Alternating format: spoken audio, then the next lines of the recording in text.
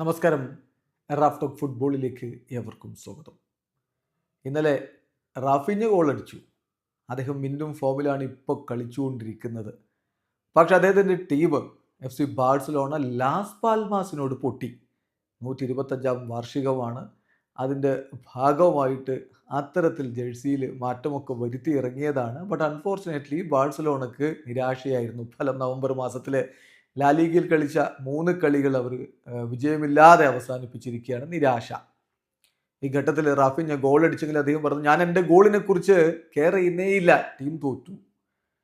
എനിക്ക് വലിയ ദേഷ്യം വരുന്നുണ്ട്. കാരണം കാര്യങ്ങൾ വളരെ റോങ് ആയിട്ടാണ് പോകുന്നത്. ഒന്നല്ല ഒന്നിലധികം കാര്യങ്ങളിൽ തെറ്റുപറ്റുന്നു ടീമിന്. അത് സഹിക്കാവുന്നതല്ല, മാറ്റം വരുത്തിയേ പറ്റൂ എന്ന് റാഫിഞ്ഞ പറയുന്നു. റാഫിഞ്ഞയുടെ വാക്കുകളിലേക്ക് അദ്ദേഹം കളി കഴിഞ്ഞിട്ട് പറയുന്നു, I don't care about my goal. എൻ്റെ ഗോളിനെ കുറിച്ച് ഞാൻ കെയർ ചെയ്യുന്നേയില്ല.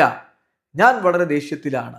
തീർച്ചയായിട്ടും ഞങ്ങൾ എന്താണ് ഇപ്പോൾ ചെയ്യുന്നത്, തെറ്റായി ചെയ്യുന്ന കാര്യങ്ങൾ എന്താണ് എന്നുള്ളത് തിരിഞ്ഞു നോക്കി തിരുത്തിയേ പറ്റൂ. ഞങ്ങളുടെ ലെവൽ ഞങ്ങൾ തന്നെ ഇപ്പോൾ താഴ്ത്തിയിരിക്കുന്ന ഒരു അവസ്ഥയാണ്. ഈ മത്സരങ്ങൾ കൂടുതൽ കോംപ്ലിക്കേറ്റഡ് ആയിട്ട് വരികയാണ്.